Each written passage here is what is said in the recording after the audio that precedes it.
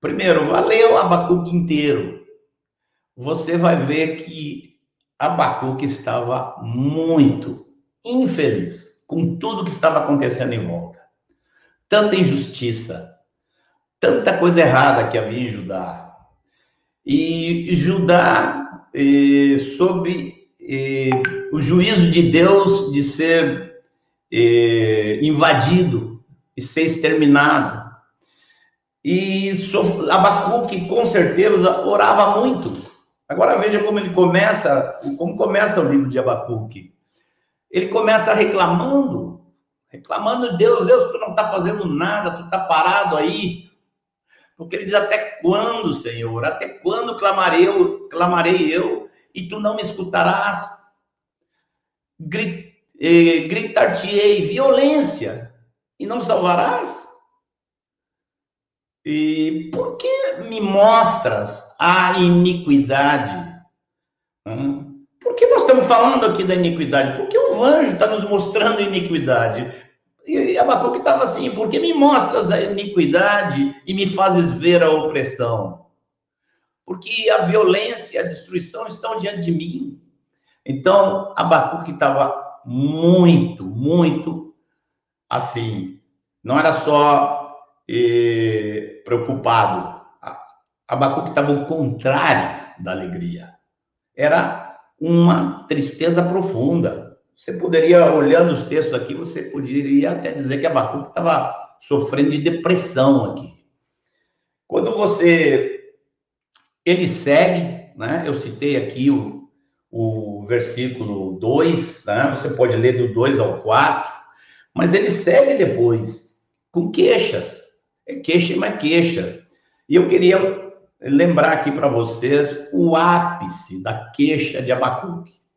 Quando Abacuque, depois aqui no capítulo 1 inteiro, a gente vê ele com essas queixas intermináveis e questionando ao Senhor, né? Ele chega num ápice de quase, eu chamaria de petulância, porque ele proclama, isso está no capítulo 2, versículo 1, ele diz assim, eu vou me colocar na minha torre de vigia, eu vou subir na torre de vigia, colocar-me-ei sobre fortaleza e vigiarei para ver o que Deus me dirá e que resposta que eu tenho da minha queixa. Quando nós vemos Abacuque assim, nós podemos entender que como é que é o coração humano, né? A gente não tem essa tendência. Não há muitos de vocês que estejam sendo assim atacados por essas perguntas, por esses temores, né? Principalmente aqueles que perderam entes queridos. Então, Abacuque chega a esse ponto, diz assim, quero ver o que Deus vai me dizer em resposta da minha queixa. Aí, a partir daí, do capítulo do versículo 2 em diante, capítulo 2, versículo 2 em diante, a partir daí, Deus começa a falar com Abacuque. Até tem uma certa semelhança das conversas de Deus com Jó, né? Quando Jó estava com por quê, e Deus se apresentou a Jó na sua riqueza, glória, e perguntou para Jó, quem é você? Quem é esse aí que está murmurando, reclamando? Então, a resposta de Deus, no capítulo 2, ela é forte, tem algumas semelhanças com a fala de Deus com Jó, mas eu queria salientar o último versículo, no capítulo 2, no versículo 20, aonde diz assim, o Senhor, porém, está no seu santo templo, cale-se diante dele toda a terra. Deus está dizendo, não fique me perguntando, não fique me questionando, cale-se diante dele toda a terra, cale-se diante do Senhor. Não é hora de termos dúvidas quanto ao Senhor em nossa mente, em nosso coração. Aí você vai ver, quando entra no capítulo 3, você vai ver que Abacuque começa a orar, e um ponto culminante que a gente geralmente deixa de fora, porque a gente tem a tendência sempre a ler isoladamente o versículo 17, o 18 e o 19. A gente tem essa tendência. Historicamente, toda vez que a gente ouve falar de Abacuque, o versículo 17 é lido separadamente, né? Eu gostaria que chamar a atenção dos irmãos para o que está no versículo 16, porque antes de começar a adorar o Senhor, Abacuque disse o seguinte, Abacuque 3,16, ele disse, ouviu e o meu íntimo se comoveu, a sua voz tremeram os meus lábios, entrou a podridão nos meus ossos e os joelhos me vacilaram, pois, olha a conclusão, em silêncio devo esperar o dia da angústia que virá contra o povo que nos acomete. Abacuque está aprendendo aqui que um dia o Senhor vai acertar as contas com todos. Um dia o Senhor vai se vingar dos inimigos da sua casa. E Abacuque disse, não é a hora de eu me queixar disso, não é a hora de eu pedir isso. Então é a hora do quê? Se não é a hora de se queixar, se não é a hora de ficar apavorado, é hora do quê? Aqui vem a chave, queridos. É a chave de Abacuque, é a chave lá de Paulo aos Filipenses, é a chave da igreja primeira, praticando as coisas que Vanjo leu aqui hoje, né? Porque daí desse contexto que ele chega à conclusão de que posição ele tinha que ter. Então ele diz, ainda que a figueira não floresça, nem haja fruto na vide, o produto da oliveira minta, os campos não produzam mantimento, as ovelhas sejam arrebatadas do aprisco, e nos currais não haja gado. Todavia,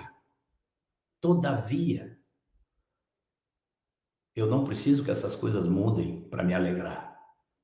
Todavia, eu me alegro no Senhor e exulto no Deus da minha salvação. Aqui Abacuque estava entrando no lugar que Deus tinha dado a ele, um lugar de gozo, um lugar de alegria. Não é simplesmente que Deus está nos requerendo agora fazer isso, fazer aquilo. Nós vamos praticar, mas para praticar nós vamos estar nessa condição, a mesma condição que Jesus, antes de morrer, disse que dava o gozo dele para os discípulos. E como é que um homem que está para morrer crucificado pode ter gozo? O gozo de Jesus vinha do Pai. E o nosso gozo vem do Pai, do Filho e do Espírito Santo de Deus. Lembrando aqui que, no meio da fala dele, Abacuque cita uma frase que ela é mencionada 3 vezes no Novo Testamento. Uma frase tão conhecida. O justo viverá pela fé. E o justo que vive pela fé, ele pode se alegrar no Senhor, e no Senhor encontrar forças para todos os embates que ele vai ter. E só podemos manter a alegria se for baseada na fé. Interessante que teve uma noite que eu fui guiado pelo Senhor a estudar, a olhar, li um artigo de um irmão, fui ler aqui Abacuque, muito interessante, que a partir do dia seguinte eu comecei a receber mensagens sobre Abacuque todo dia. No dia seguinte mesmo, acho que o Sérgio me mandou uma mensagem, eu já recebi inúmeras vídeos e mensagens escritas de irmãos que foram pouco a pouco me convencendo, essa é a palavra mais importante de Deus para a sua igreja nesta hora. Alegrai-vos no Senhor.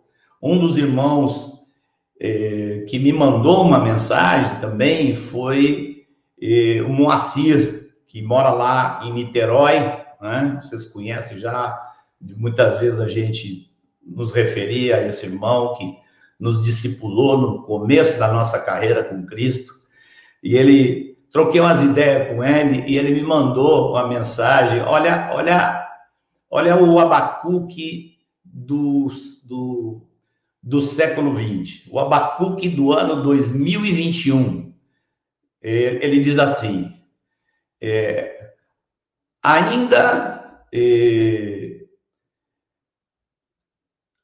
que os lockdowns continuem, ainda que não volte a trabalhar logo, ainda que eu não entenda as decisões das autoridades, ainda que as vacinas continuem duvidosas, ainda que a luta contra o vírus continue, ainda que os políticos permaneçam desviando os recursos, ainda que os recursos se tornem escassos, ainda que não haja previsão para o fim da pandemia, ainda que tudo demore a voltar ao normal, eu diria, ainda que não volte ao normal, ainda que haja muitos ainda assim me alegrarei no Senhor, exultarei no Deus da minha salvação.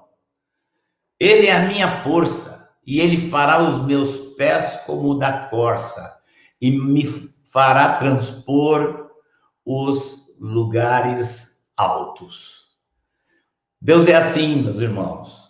Nós temos uma alegria que é nele, ao saber de quem Ele é, ao saber da sua vitória, e ao saber que Ele nos incluiu na sua vitória. Nós podemos e devemos, sim, todos os dias, alegrar-nos no